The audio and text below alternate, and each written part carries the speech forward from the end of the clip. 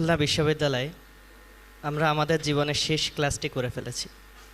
সমাজবিজ্ঞান ডিসিপ্লিনের শেষ ক্লাসটি আমরা করে ফেলেছি। ক্লাসের মজা আর কখনো পাবো না। ক্লাসের ফাঁকে অ্যালেক্সে, ভাবির দোকানে, তপনদার দোকানে আর চা খেতে যাওয়া হবে না, আড্ডা দেওয়া হবে না। এই দিনগুলো অনেক বেশি মিস করব। বিদায় নিয়ে চলে যাচ্ছি আমরা, তবে বিদায়ের সাথে নিয়ে যাচ্ছি অনেক কিছু। নিয়ে যাচ্ছি সারা জীবনের জন্য কিছু প্রেরণা, কিছু শক্তি, কিছু অমলিন স্মৃতি।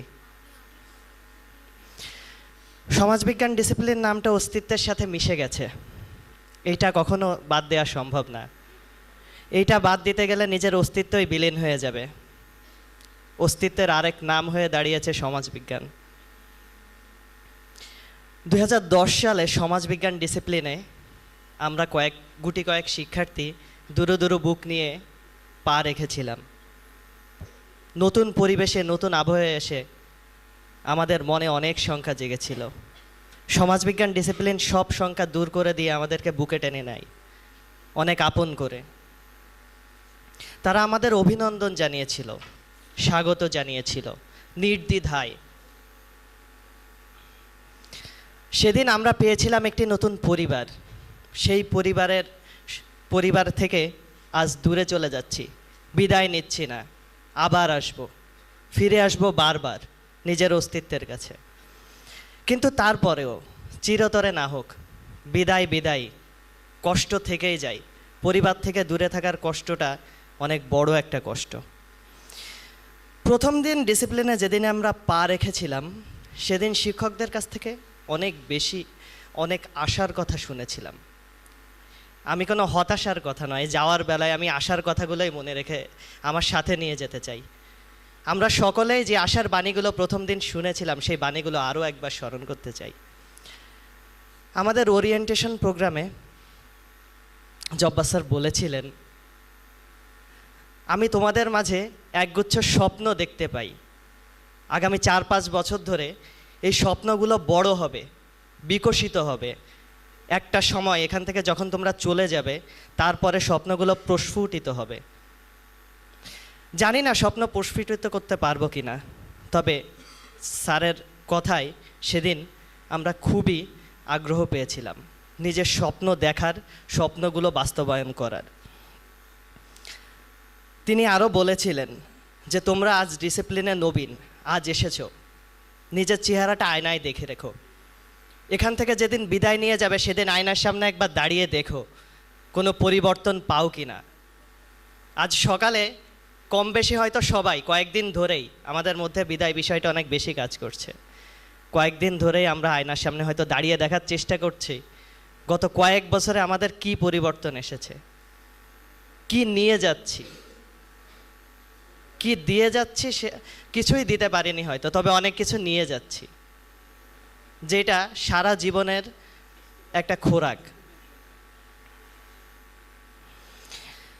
সেলিনা ম্যামের বাবা মা ডাকটি খুব মিস করব। বাবা মা ডাকটি শোনা হবে, কিন্তু প্রতিদিন আর শোনা হবে না ক্যাম্পাসে এসে। তার মিষ্টি ভরা শাসনও আর পাওয়া হবে না। শাসন করার পরে বাবা এদিকে আয়, দুটো চাপড় দিয়ে বলবে, এটা তো করতে হয় আমার, তোরা বুঝিস না, তোদের তো এটা করতে হয়, তোরা বড় হয়েছিস। উদয় অস্ত্রের আবর্তনে, জ্ঞানের প্রবল আকর্ষণে এসেছি তোমাদের দ্বারে। পিতৃসম হৃদয়ে ক্ষতের সৃষ্টি করে কত খুন ঝরিয়েছি বারে বারে। চিত্তে তব কত ব্যথা, কত যাতনা দিয়ে মোরা করেছি অপরাধ শত।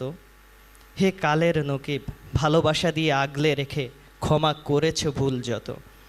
আজিয়ে বিদায় ক্ষণে মানুষ পটে সে স্মৃতি ভেসে ওঠে বারে বার। পৃথিবীর সেরা মানুষগুলোর সন্ধান আমরা বোধহয় আমাদের সমাজবিজ্ঞান ডিসিপ্লিনে পেয়েছি। এখানে না আসলে হয়তো তাদের সঙ্গে পরিচয় হতো না।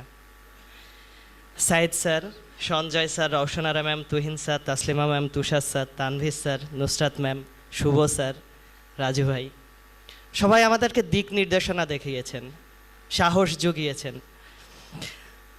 দীপিকা দি, শাহিনুর আপুকে আমরা পেয়েছি ইমিডিয়েট সিনিয়র হিসেবে। তাদের সাথে আমাদের সম্পর্কটা অনেকটা বন্ধুত্বের মতো।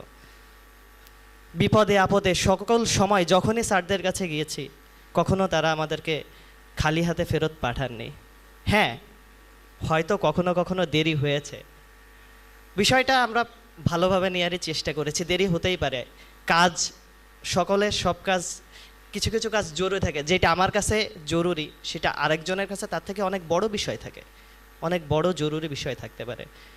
তাদের একটা কাজ দেখতে সামলাতে হয় না, অনেক কাজ থাকে, অনেক কাজের ভিড়ে আমাদের কাজগুলোকেই তারা প্রাধান্য দিয়ে থাকে, আমি যতদূর দেখেছি, দেওয়ার চেষ্টা করে থাকেন। আজ আমরা তাদের থেকে নিয়ে যেতে চাই, অনেক কিছু নিয়ে যাচ্ছি, ভালো স্মৃতিগুলোই নিয়ে যেতে চাই, কোনো খারাপ স্মৃতি নিয়ে যেতে চাই না, খারাপ স্মৃতিগুলো আমরা এখানে রেখে যেতে চাই। তাদের সাথে আমাদের এই 5 বছরের যাত্রা ছিল আমাদের জীবনের সবথেকে স্মৃতিময় যাত্রা। এই যাত্রার কথা কোনোদিন ভোলা সম্ভব না।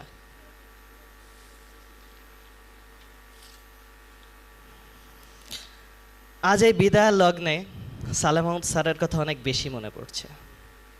তাকে আমরা দেখেছিলাম যখন এসেছিলাম, তিনিও আমাদের আগমনক্ষণে ছিলেন, কিন্তু আজ তিনি নাই।